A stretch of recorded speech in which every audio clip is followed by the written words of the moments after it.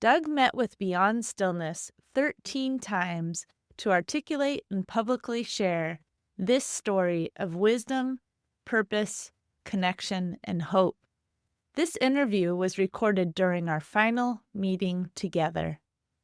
To learn more about our programs, services, or to sponsor a guest on their story crafting journey, please visit www.beyondstillness.org.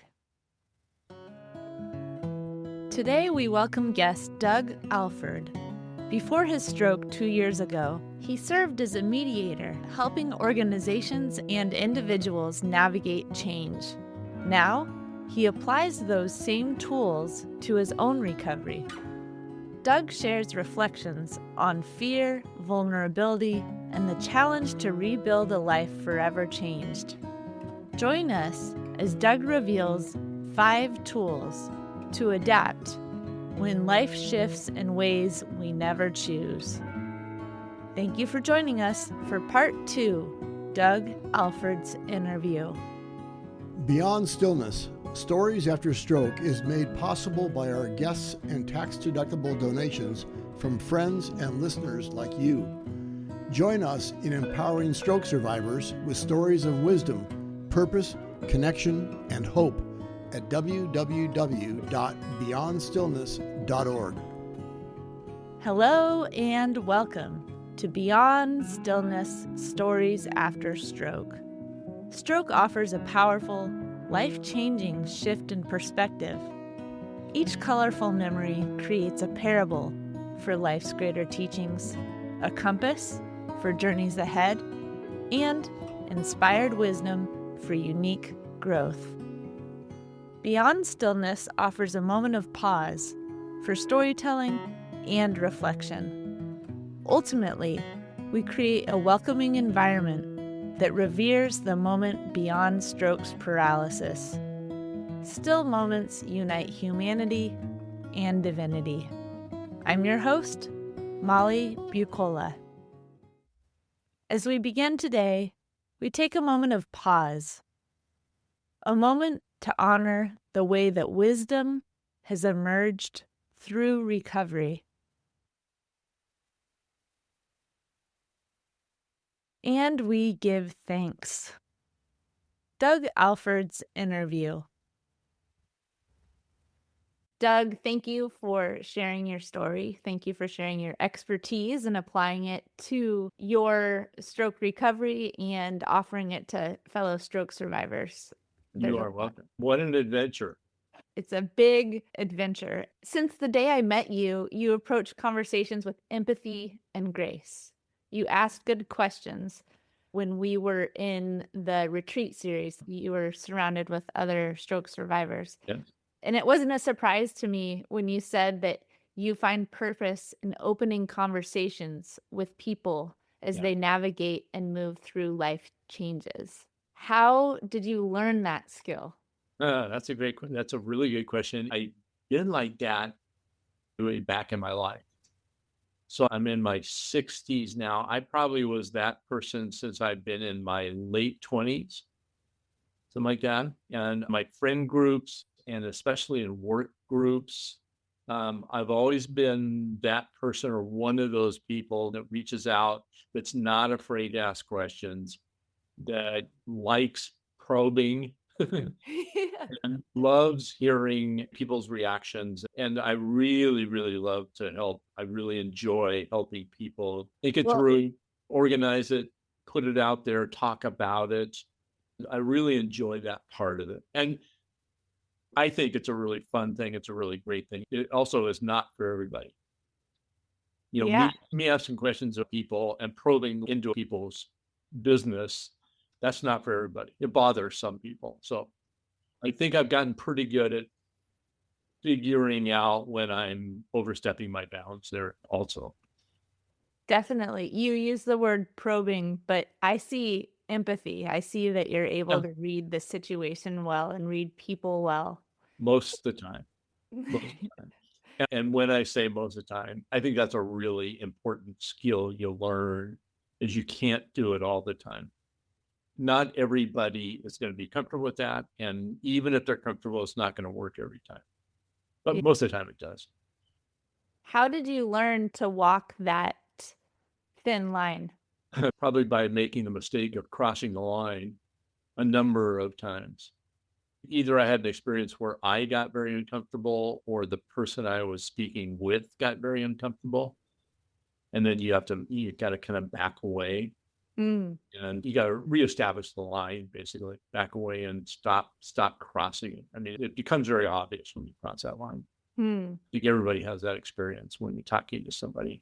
Yeah. If they get very uncomfortable, if you keep probing, then it becomes a negative thing for both of you. So yeah, the word probing itself makes me feel uncomfortable. Yeah. It feels invasive.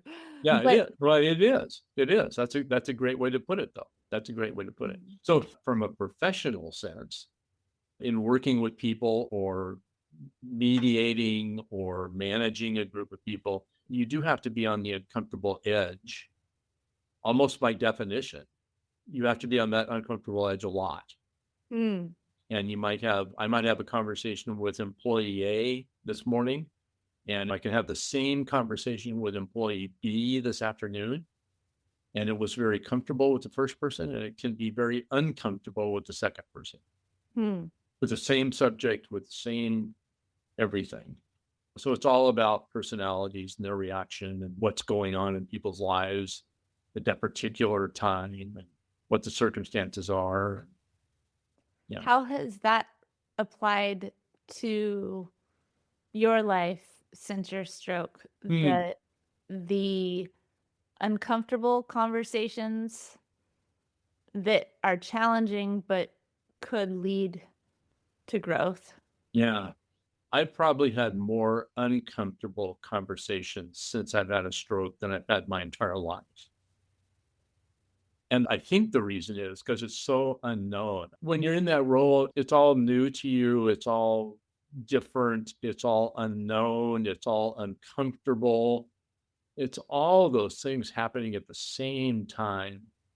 And where in life pre-stroke, I was building upon all my experiences, right? And then tomorrow I have another little experience. I add that to the pool. I had a stroke when I was unconscious in a hospital. I woke up as a different person. And that is such a weird experience and a total change. And everything was new and different and unusual and scary and all that. It just happened all at once. So that's a really big thing. That's a really big, uncomfortable meatball to deal with. Uncomfortable meatball, for sure. Yes. And as time goes on, I'm getting better at dealing with it. I've also realized I'll never be totally comfortable with the experience of having had a stroke and how it's changed my life. You get a different level of comfort. It's just a different kind of comfort. So, yeah, I hear you saying that before your stroke, you would build upon experiences. Each day is a new day, and you would build upon the experience. Add that to your experiences. You had before. And then, did I hear you correctly in saying that post-stroke, it's an ever-shifting environment, and so each new day, especially in year 1 or 2, which you just crossed the 2-year mark, things are still shifting, and it's not clear what's building upon what yet. Yes, that's a great way to put it. Yes. And I don't know what to expect for the most part. So how have the uncomfortable conversations in your life helped you navigate change these years? I think I'm fortunate enough to have had experience guiding people through that. So I think that's helped me because at least I have that experience in my brain. Yeah. When I first started recovering from the stroke, I had a very difficult time being able to rely on that experience. As I moved on a bit here, I'm able to rely more and more on those pre-stroke experiences to help me post-stroke. Oh, that's interesting. How And so? you take what life gives you, and you don't always like it. And most of the time, you don't have much control over it. But you do have to figure out what to do with it, how to handle it, how to move forward, how to use that experience, find the positive parts of that experience. Hmm. So having a stroke and being as involved in my work that I was pre-stroke, to go suddenly to zero work and unable to be involved and wondering if I will ever be able to be involved, depending on how I recover. And the more I talk to doctors, they don't know either, which has been a surprise to me. The answer is we really don't know. And that I found that very frustrating. But at the same time, I've gotten much more comfortable with it. Hmm. In what ways are you taking a hold of that and making recovery your own? Well, part of it is just admitting to myself and getting more comfortable with myself about the things that have changed in my life, Uh, and accepting that. uh-huh. I'm not a good acceptor. I like to move forward and change things. And I've always loved that part of life. Post-stroke, there are things you can't change. So becoming comfortable with these certain things and accepting that, sort of moving on from those things to focusing on the things that I can do. And at least for me, that's a really hard and weird adjustment, very uncomfortable adjustment, because I've always felt like I control most things, and I can't now. There are many things I can't, but you just have to stop feeling sorry for yourself and grab onto the things that you can control and do something with. Wow. And all that time or all that energy, and I've realized it's turned a little bit into a waste of energy.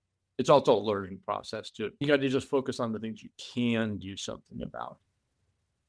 Not that you like it. Like is a whole different thing. There's like, and then there's accept. Yeah.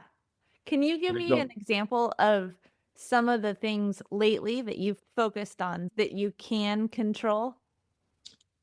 relationships, which is interesting. A lot of relationships change when you have a big medical experience in your life. A lot of friend relationships, especially, a lot of friends drop away because they're uncomfortable and they don't know what to do about it. They don't know how to relate to you. I have found that very, very uncomfortable. And I've had to learn how to accept that and deal with that. I've had to learn about my new role in a marriage as a father, as a grandfather in our family. I have a new role. In many ways, I'm a different person with my young grandchildren. So they're like 3, 4, and 6. Well, they're busy, active, physical, buzzing, all that. I can't do a lot of busy, active, physical buzzing around since my stroke. I find that very frustrating, but I'm getting better at accepting the things I can do in that case with, for instance, with grandchildren or with my own children or with my family in general. I can talk to them, joke with them, be verbal with them, laugh with them, make fun of each other. There's that part. You're being intentional about how you're wording, you're framing things. So I think that that's Yeah.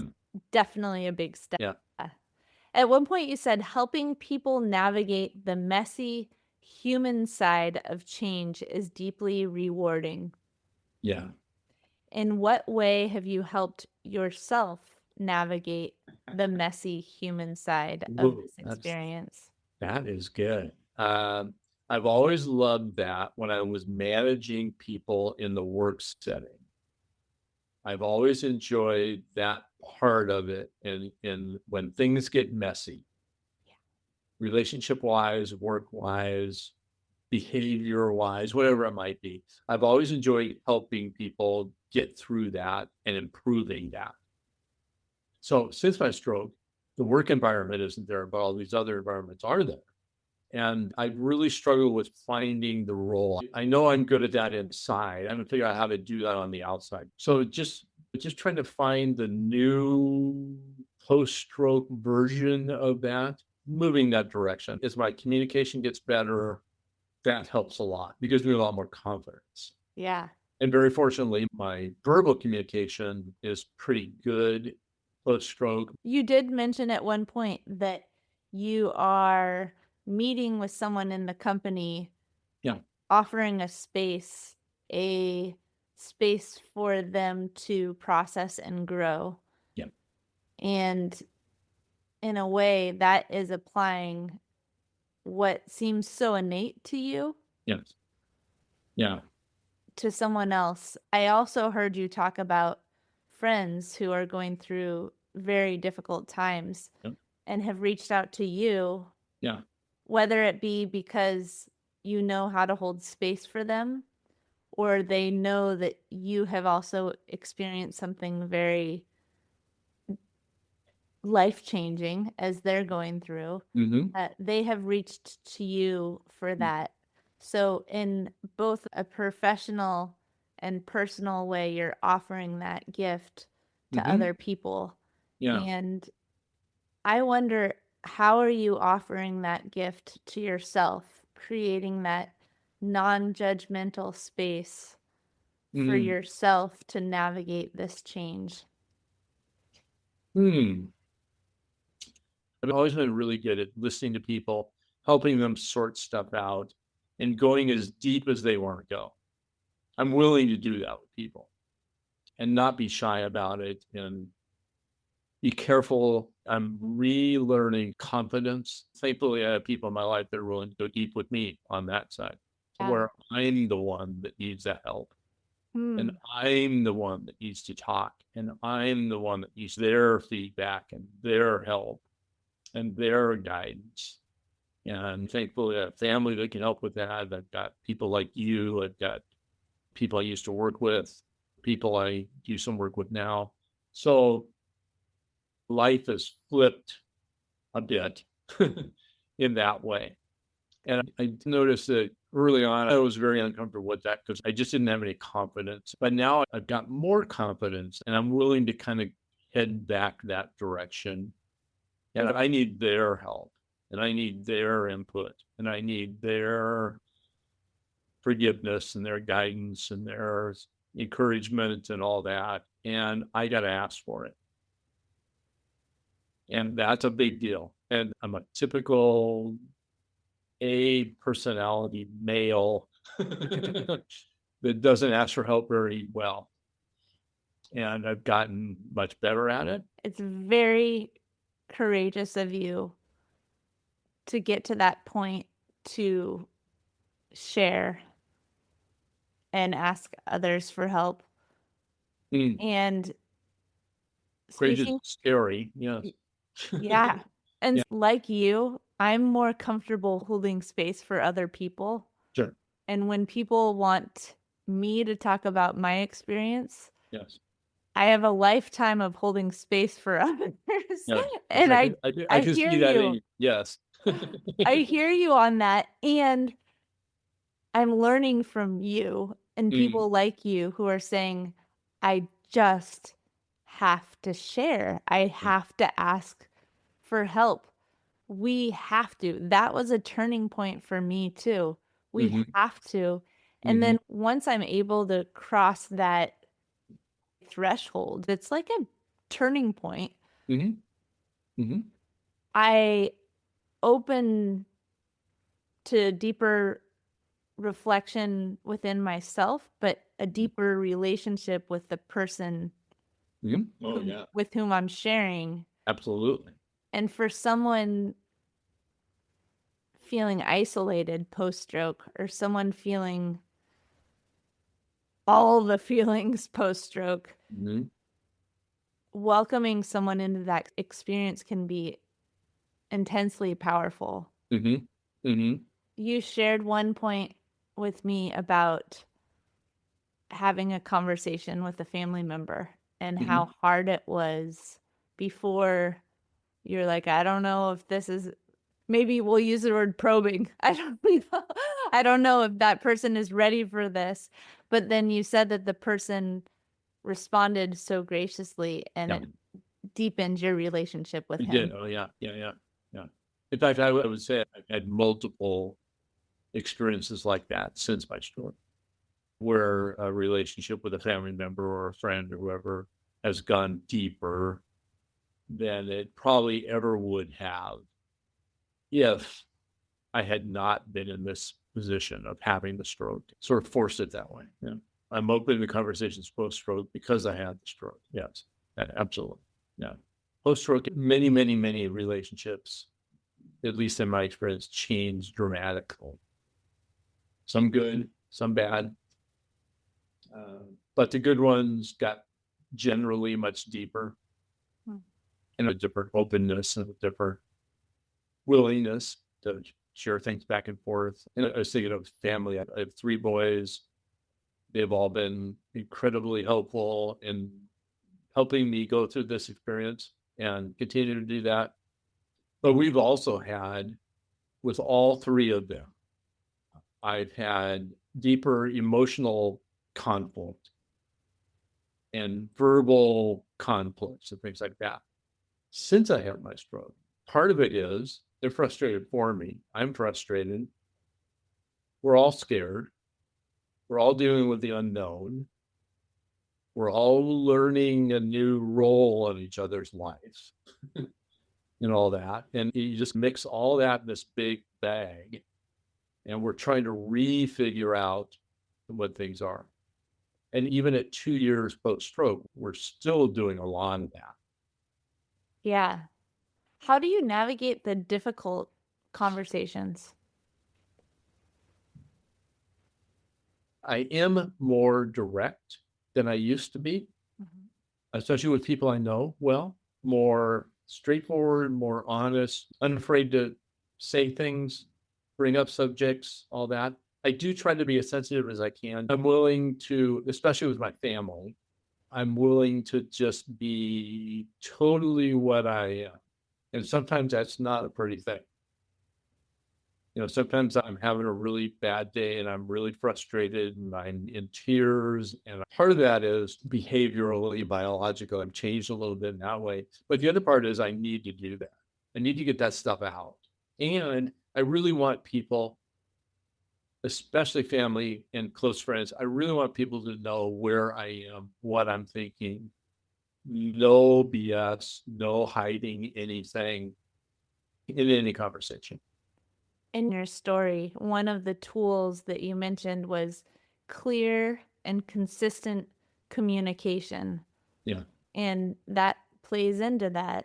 So does respect self and others, which was another tool. And it sounds like out of respect for yourself, you're clear about what's going on with you, but also out of respect for them. Yes. Talked about how important it is to put everything on the table. So then figuring out a path forward, a healthy path forward can happen. Yeah. I did a lot of thinking about all the things that I had held in my brain, little secrets, little things I hadn't said to people, good and bad, prior to that time. And if I had not survived that experience, how much I would have regretted that. Oh, wow. Yeah, it's a heavy thought to deal with. Just that thought has gotten me so much better at just being straightforward, especially with people that are really close to me. Not in a mean way, but just saying what I think. There aren't unspoken things anymore at all. And what has that done for you and for your relationships? It's made the relationships deeper. Absolutely. It's made the relationships much more open, like with my kids or my wife. Yeah. You have spoken very highly of your family and some of your friends throughout our time together. And ways you're thankful for your family and your friends? Family, I was going to say friends, mostly family. Family just hanging by me. My family really stood by me. That is not easy, especially for a spouse. She's honest, patient. She works hard at not letting me feel sorry for myself.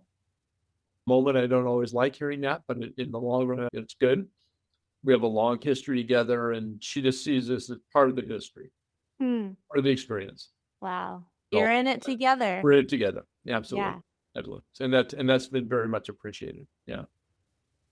Our kids have stepped up. Each one of them has stepped up. They're very different personalities. So the ways they have stepped up are different. They've all stepped up and really, really, really helped Carolyn and I in anything that we need. Hmm. And we work really hard at trying to make sure we stay as independent as we can. But we need more help than we have ever needed from our kids, from our adult kids. Mm-hmm. They've stepped forward and done that. And it's really been great in that way. It's also interesting in just watching them.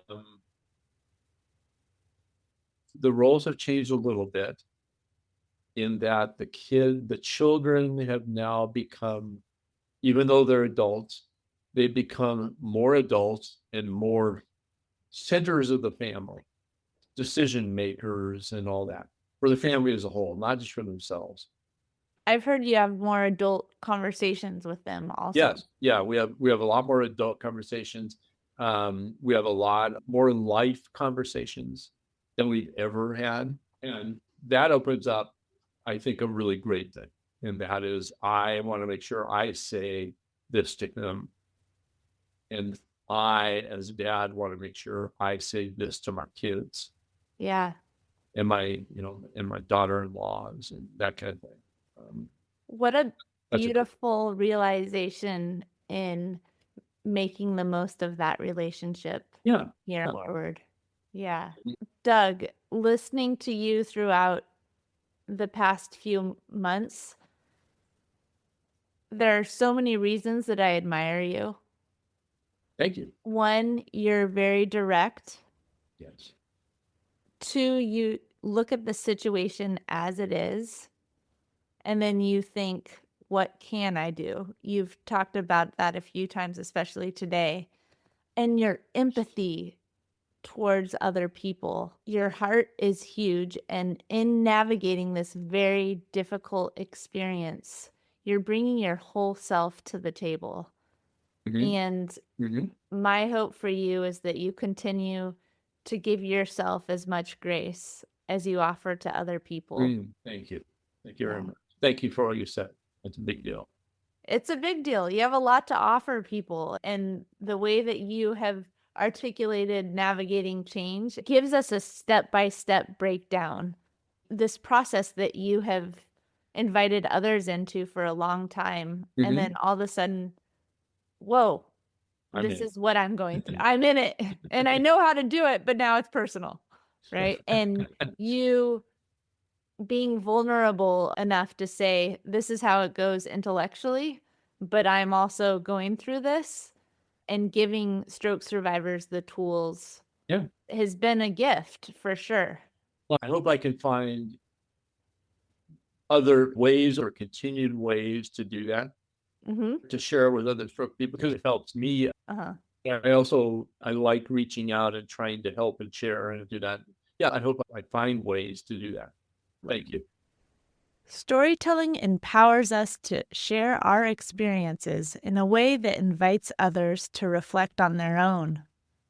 To close, here's a reflection question to spark dialogue with yourself, friends, family, or fellow stroke survivors. I'll read the community conversation prompt now. You'll also find it in the episode description. In what ways has vulnerability become one of your strengths? We'd love to hear your reflections. Join the conversation on Facebook or Instagram @StoriesAfterStroke. Beyond Stillness, Stories After Stroke is made possible by our guests and tax-deductible donations from friends and listeners like you.